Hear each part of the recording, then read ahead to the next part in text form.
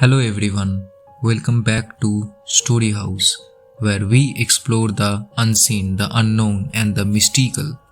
I'm your host Arnab, and today we are diving into a topic that has fascinated humanity for centuries: life, death, and the afterlife. We will unravel the secrets of the Garud Puran, one of the Hinduism's most intriguing ancient texts, and we'll explore its perspectives on death and the afterlife, including the much discussed punishments after death. Joining us is someone who is not only a brilliant storyteller but also a seasoned astrologer, a dedicated paranormal researcher, and a spiritualist. Please welcome Nabanita ji to our show. Thank you so much, Arnab. Thank you. It's a pleasure to be here. I am really excited to talk about a text that has so much depth and meaning, not just for Hindus, but for anyone curious about the mysteries of life and what lies beyond. Okay, so our first segment is what is the Garud Puran? Nabanita ji, let's start at the very beginning. Yes. For our listener also, we might not be familiar, but what exactly is a Garud Puran? Great question, Arnab.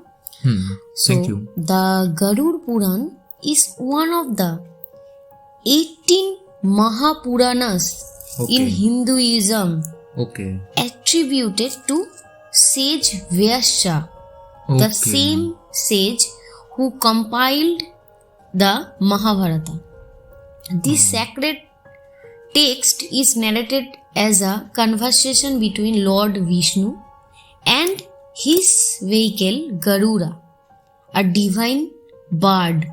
Oh. Okay. Okay. The Garud Puran is unique because it primarily focuses on the cycle of life and death, also karma and the afterlife.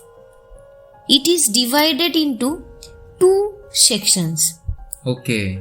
The first section is the Purva Khanda, Okay. which deals with creation, philosophy, and various rituals. Okay. And the second part is the Uttara Khanda, which is most famous for its vivid descriptions of the soul's journey after death, including punishments in the afterlife.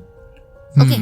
Okay. So, why do you think that the Garud Puran holds such a unique position in Hindu philosophy? Because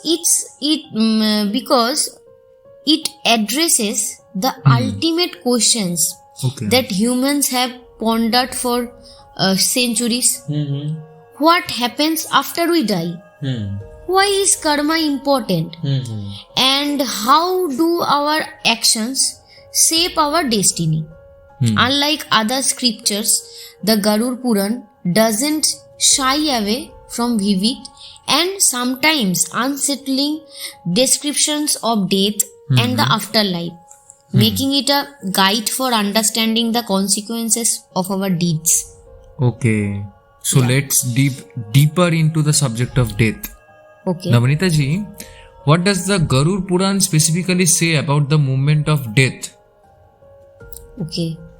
So, the Garud Puran describes death as a pivotal transition for the soul, moving from one physical existence to another.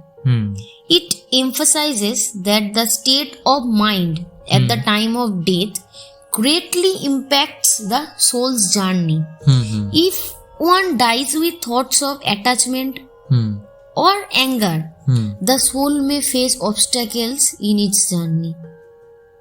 The text explains that at the moment of death, the prana or life force leaves the body, accompanied by the soul. Depending on one's karma, the soul is escorted by celestial beings or subjected to suffering by terrifying messengers of Yama, the god of death. That sounds intense. Does it also explain what happens immediately after death? Yes, it does. Okay.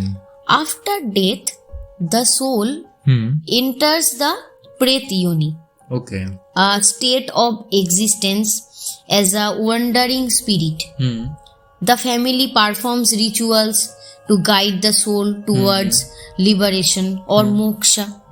The Garud Puran provides detailed instructions for these rituals, emphasizing the importance of offerings like Pindadan to ensure a peaceful journey for the soul. Okay. Yeah. So moving to our second segment, that is after death punishments in Garud Puran. Yeah. This brings us to one of the most debated and fascinating parts of the Garud Puran, that is the punishment in the afterlife. Nabanita ji, what exactly does the text describe about these punishments? How detailed does it get? Actually, the Garud Puran provides very vivid and elaborated descriptions of the punishments Okay. awaiting souls in the afterlife.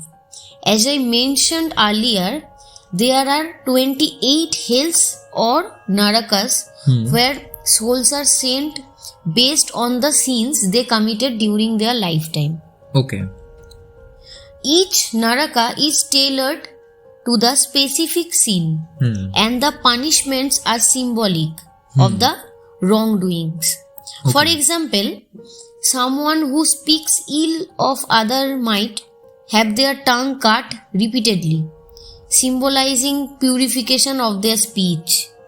That sounds intense. Could you give us a few specific examples of the types of sins and their corresponding punishment? Of course. Here are some examples from the Garud Puran. Okay. Like, first one is Tamishra. Like, it's called darkness.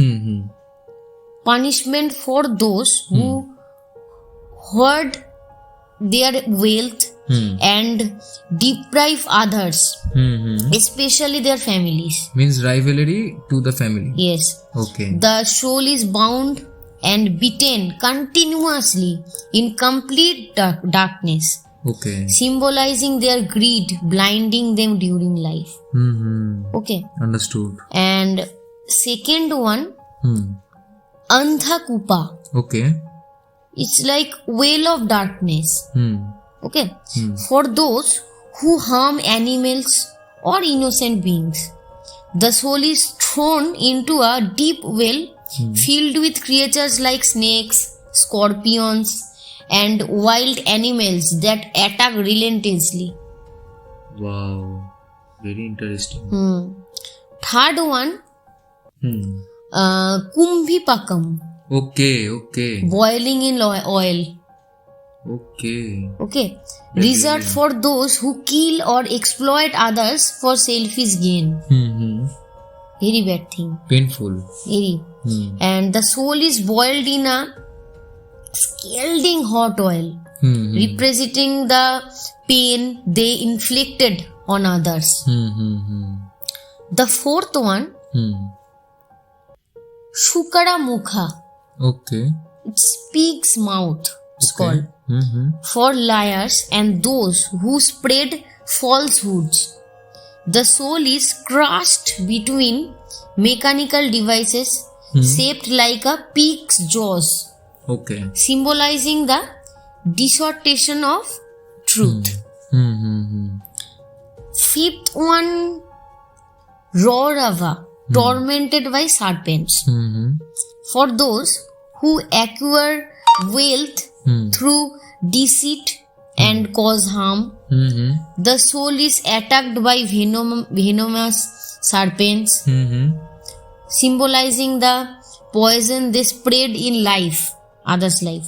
Okay, means this punishment sounds horrifying. Yes. But why do you think they are described with such details? Is it meant to instill fear? Not exactly, or no. Okay. The purpose of this description is to act as a deterrent. They serve as a moral guide, emphasizing the importance of righteous living by vividly describing the consequences of unethical behavior. The Garud Puran urges people to live with honesty, kindness, and integrity. And these punishments are symbolic. For example, if anyone boiling in oil, like doesn't literally mean oil, but represents the mental agony and suffering the soul must endure to cleanse itself of its sins. That makes sense. Yeah. But are these punishment eternal, or is it there a way out for the soul? Excellent question. The Garud Puran states that these punishments are not eternal. Okay. They are temporary, designed to purify the soul of its accumulated sins. Once the soul has endured the necessary punishment, it is ready to take on a new birth, or in rare cases, move toward liberation or moksha. Okay. The text also emphasizes the role of rituals performed by the family of the deceased, such as Pinddan and Shraddh, to help ease the soul's journey and reduce its suffering. That's fascinating. What role does karma play in deciding which punishment a soul receives? Karma is central to the Garud Puran. Okay. It explains that every action, whether good or bad, creates an imprint on the soul. These imprints determine the soul's experiences in the afterlife. Good deeds lead to heavenly experience, while sins lead to punishments in Naraka.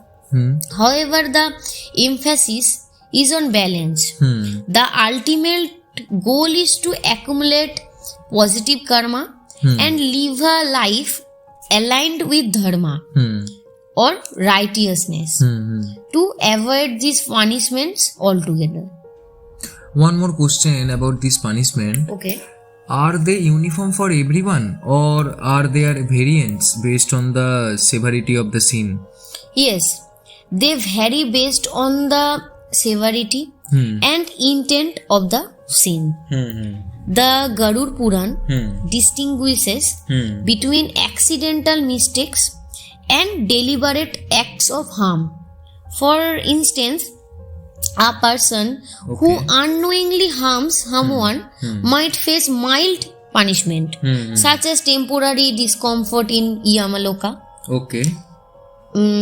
If someone who commits heinous acts with full intent, like murder or betrayal, faces the harshest punishment in hells like Maharova or Kumbhipakam. This differentiation underscores the importance of mindfulness in our actions. That incredibly thought-provoking. Yes, Arnab. Are there stories or parables in the Garud Puran that illustrate this punishment? Yes, the Garud Puran includes many illustrative stories. One famous example is about a wealthy but greedy merchant who hoarded his wealth and neglected his family and the poor. Okay. After his death, he was sent to Tamishra, where he was beaten in darkness, symbolizing the blindness of his greed. These stories serve as both warnings and lessons, teaching us the importance of compassion, charity, and ethical living. Wow, these lessons are as relevant today as they were centuries ago. Thank you, Nabanita ma'am, for breaking this down in such a engaging way. My pleasure, Arnab. The Garud Puran holds timeless wisdom, and I am glad we could explore it together. This sounds terrifying. Yes. Why do you think such vivid descriptions were included in the text? The purpose is not to frighten but to educate and inspire ethical living. This description serves as a moral compass, reminding us that our actions have consequences, not just in this life but beyond. The punishment symbolizes the purification of the soul, preparing it for our next journey. Understood. Yes. Okay, let's go to our fourth segment, that is lessons from the Garud Puran. Nabanita ji, what lesson can we as modern individual take from the Garud Puran? Absolutely, Arnab. The Garud Puran teaches us about the importance of dharma, righteous living. It emphasizes kindness, honesty, and selflessness as virtues that pave the way for a peaceful afterlife. It also highlights the importance of life, encouraging us to focus on spiritual growth rather than material pursuits. Lastly, it reminds us of the power of rituals and prayers, not just for the departed, but also for the living, to foster a sense of connection and continuity. Nabanita ji, this has been an eye-opening discussion. Yes. Thank you for sharing your wisdom and insights about the Garud Puran. Before we wrap up, do you have any final thoughts? Thank you, Arnab. And I would just like to say that the Garud Puran is not just a religious text, but a spiritual guide. It helps us navigate life with purpose and prepares us for the inevitable journey beyond. Embrace its teachings with an open heart and you will find clarity and peace. Thank you, Nabanita ji. And thank you, listeners, also for tuning into Story House. If you enjoyed this episode, don't forget to like, share and subscribe. Until next time, keep exploring, keep questioning, and remember, every story has a deeper meaning. And before we wrap up, if you enjoyed today's podcast and found it insightful, don't forget to like, share and comment below your feedback. Your feedback means the world to us and it helps us bring you more thought-provoking episodes like this. If you want more podcasts diving into spiritual texts or ancient wisdom and mysteries of the universe, let us know in the comments below, and don't forget to hit the subscribe button and turn on the notification bell so you will never miss an episode on Story House. Thank you for listening and we will see you next time.